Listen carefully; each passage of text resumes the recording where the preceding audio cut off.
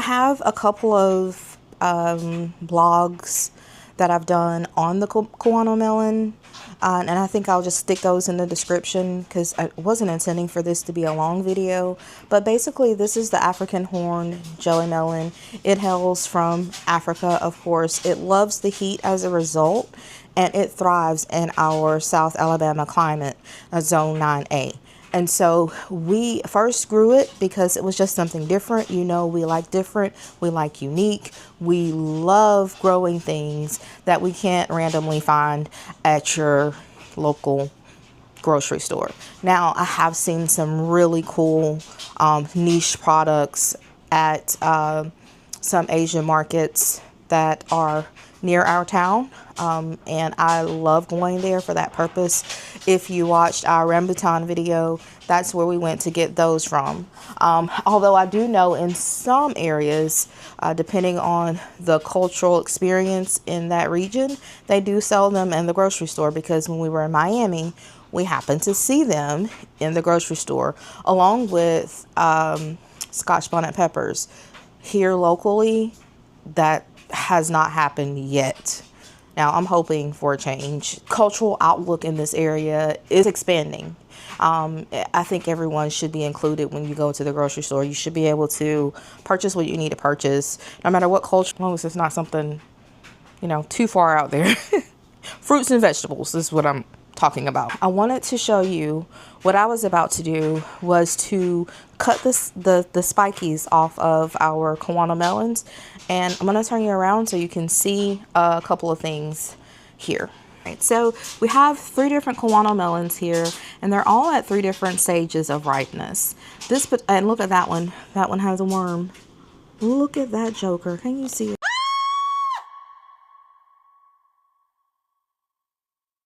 This one is what they generally look like, sometimes a bit darker, a little less of the whitish yellow there. When they first start to come on, they're really a lot smaller, obviously. But this is about the color. It's like a deeper green color that you're seeing through the markings there. And then as they grow, they progress to this stage. Ow! They progress to this stage to where you can see more yellowing of those darker areas, and eventually that yellowing. I think I have another one that's kind of in between. Let me see. Okay, then you get to like this point. Okay, and then you get to this point here. Oof. This is where it is considered ripe. Okay, so this particular one, okay, got some damage from harvesting because I was dropping them all over the place. At this point is when a lot of people will eat them, and because of course it's ripe. Having said that, all 4 of these, although at different stages of ripeness, are all edible, and they all yield a slightly different flavor. Now, earlier this year, we did sample a ripe one of our first ripe ones, and I noticed that the flavor wasn't as sweet as usual. There is a slight sweetness to these when they do ripen to this point here. And in this area here, this is far more like a cucumber. A little sweet here, a little bit more sweet here, but not enough that you would say it was sweet. It's almost like a honeydew melon that was picked too early. That's kind of what the flavor is like. But if you are following our page or you're local to the Dothan, Alabama area, you're thinking about probably purchasing these from us, I just want to show you a couple of things. That way you know what to expect and you don't have to completely jump out on a limb, and you can have an idea of how to take care of these, how to process them, so on and so forth. So when we harvest them, we just put them in a basket, put them to the side.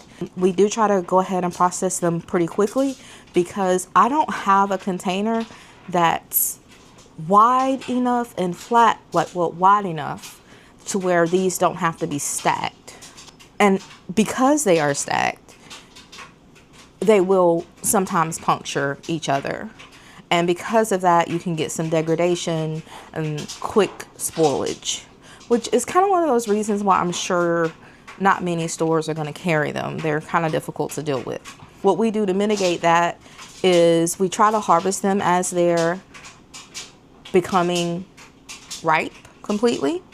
And that way we don't have to do a lot of harvesting at one time. Another thing that we do is we try to pay attention to how we're laying them. We don't just throw them to reduce the chances of puncturing. But the biggest thing that we do is we try to process them as quickly as possible. So the first step in doing that for us as the farm is we're going to rinse these really well with some cool water. And after we rinse them, we're going to go back through and we're going to get just a knife and start cutting these spines off.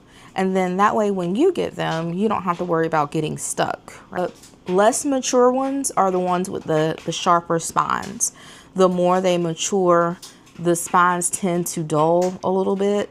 But all of them are not dull. But you have a less chance of getting stuck pretty hard by a completely mature one versus a baby one.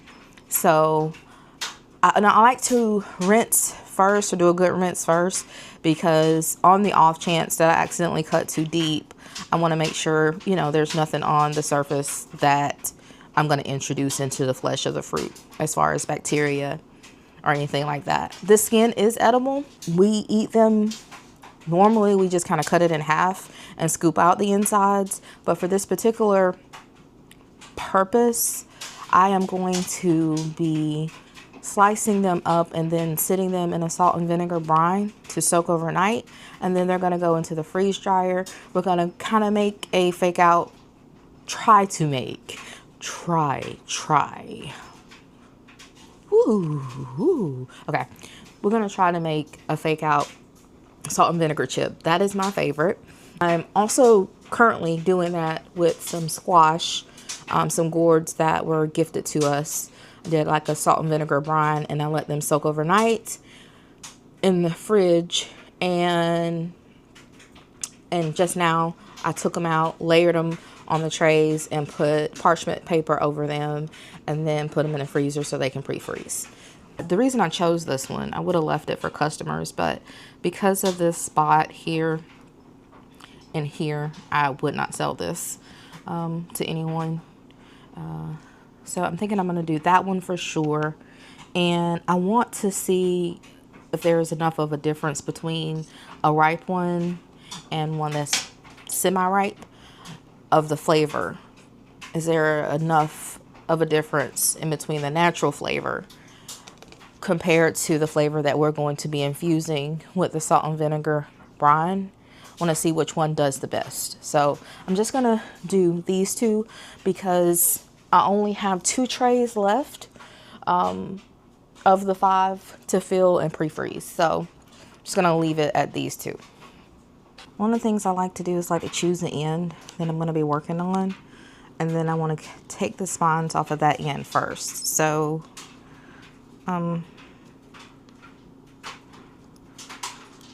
take those off there. I've seen some people like cut these with scissors. Now I've done that before too, but they tend to pop. Who wants that popping into their eye? I don't. I have on glasses, but still, this is me we're talking about. Okay. So we're just popping them off.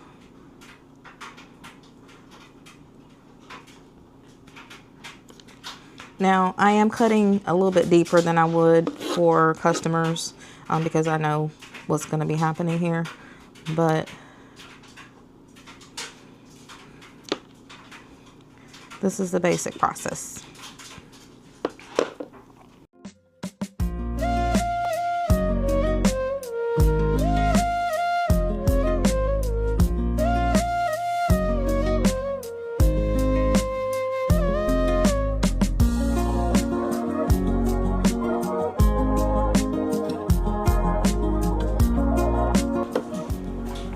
of look like little pimples.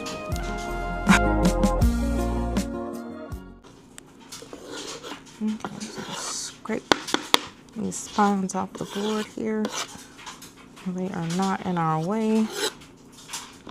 All right, so once we've, I'm gonna cut on this side, okay. Once we've got the spines off, this is what it looks like, okay. So now what I'm gonna do is I'm just gonna cut it down the middle.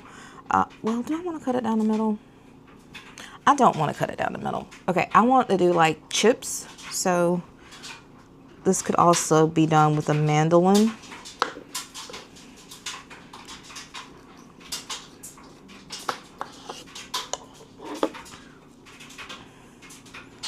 Some bad spots here, but this is what your cross section is looking like.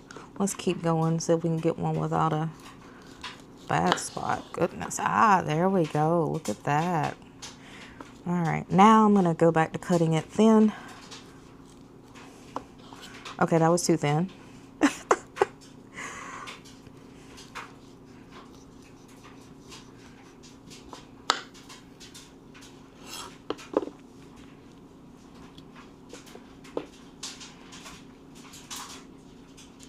Beautiful.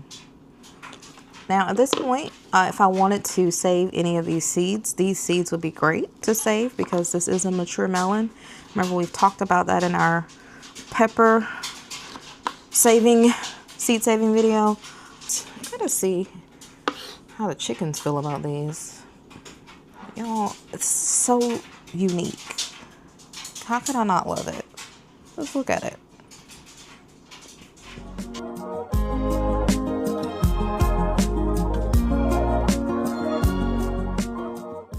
Okay, and there's that spot there. So I'm gonna cut it off here. That cross section is really pretty too. Something that I've learned very quickly with the freeze dryer is that when it comes to freeze drying, you need to make sure you help the freeze dryer by making sure there is a good way for the moisture to leave your produce item. And so see, cutting it that way, it deteriorated the structure that's holding the pulp in, and so it all fell out. It just fell out. Meanwhile, this way, we're looking good. So, just keep learning something new every day, y'all. I'm gonna get something to put these scraps in for the chickadees. And I still have to verify that they can eat this. And well, that's my usual routine. See if they can eat it, then the rabbits, and then how it will affect the compost. Because those are my go-tos. Everything isn't good to compost either. So do this on our green melon. Just gonna go through the same process. Already it seems as if they're not going to be as it's not going to be as green on the inside, maybe. What you think?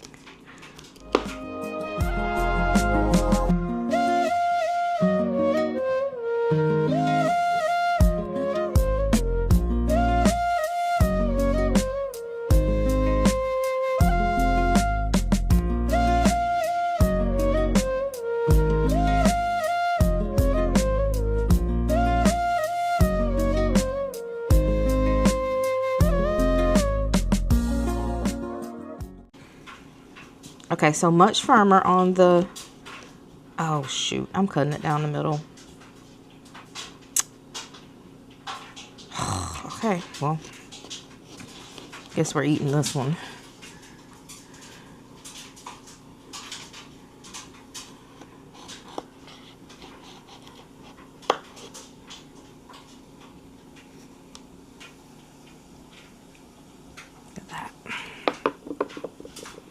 Get a different angle of the cross section there. Beautiful. You can see some changes were happening here. But let's compare the two. This is a different cross section, but you can clearly see the colors. There's some differences there. Now these are quite seedy, so a lot of people also avoid them for that reason. But kind of like with so many fruits that I'm gonna see if I can cut this way.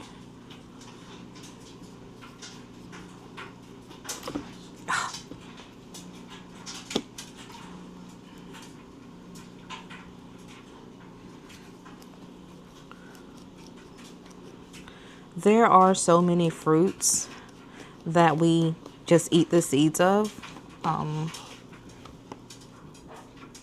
It's not too bad. It's not cute, but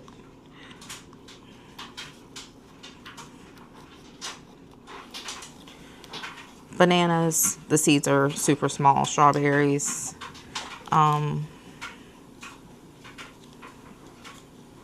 but there's things like cucumbers, which obviously this is in the cucurbit family.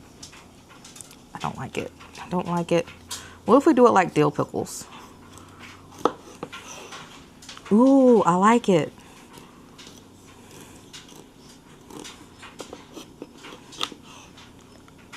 Ooh, y'all, I like it.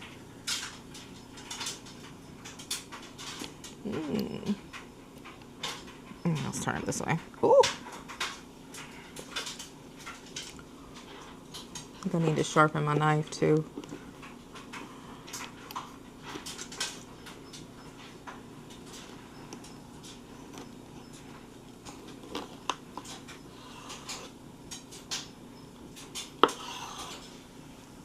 Do little dill pickle slices.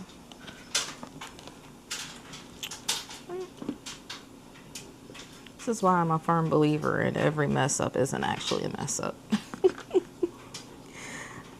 Let's see.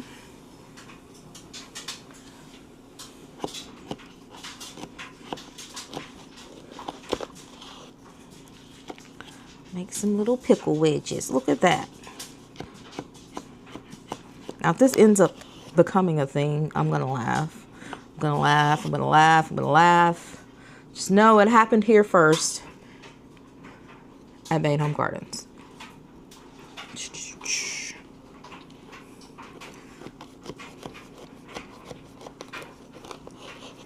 I just feel like these slices are so thick.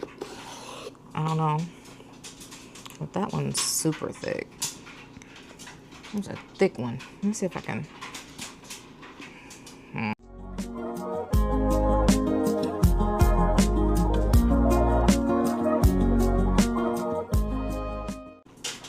Okay.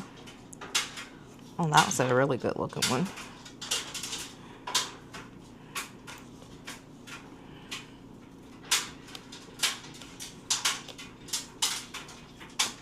Beautiful.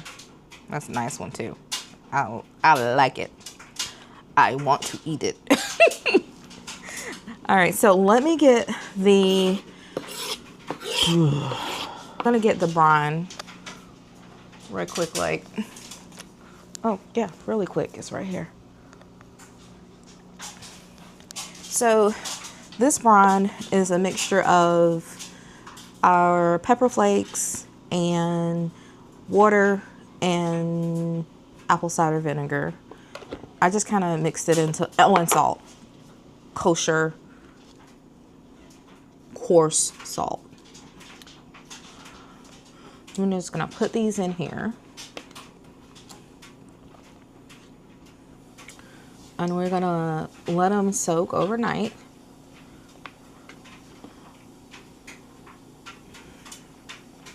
I don't know, they may need longer than overnight.